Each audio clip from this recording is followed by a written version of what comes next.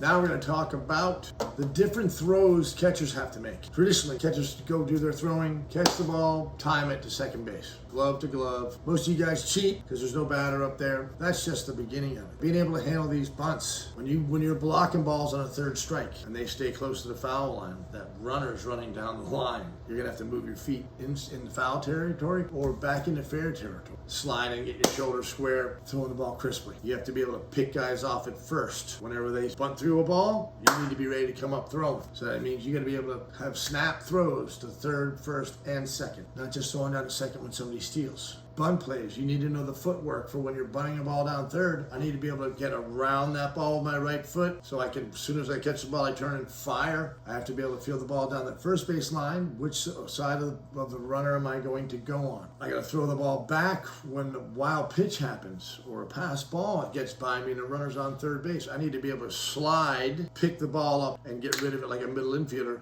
and throw a strike back to the pitcher at home plate. Being able to throw from a pitch out. When the pitcher's out there and he's coming at you, that takes some skill. We'll be going over that in the videos, but you better be practicing pitch outs. It's a gimme. If you do a pitch out right and that guy's going, he's done. Too often we get out there the wrong way and get the balance the wrong way and we mess it up. Once again, I told you, you're a catcher. Your hands are full of defensive work from start to finish. So add pitching out to your list of throws you need to be able to make on call. None of those throws are easy. A lot of these throws are created by your action and how you're backing up. By backing up first base all the time, you run straight back to the wall. You don't run down the line 20 feet from the fence next to the runner. You go right to the fence because when the ball goes past first baseman, it's going to go to the wall. So now you got to make that throw from there to second base. And if you really want to get good at these throws, really good at it and accurate and quick, you're going to have to practice from your knees. You're going to have to learn how to use middle infield type reactions with your hands. And you're going to have to come up with some tremendous stances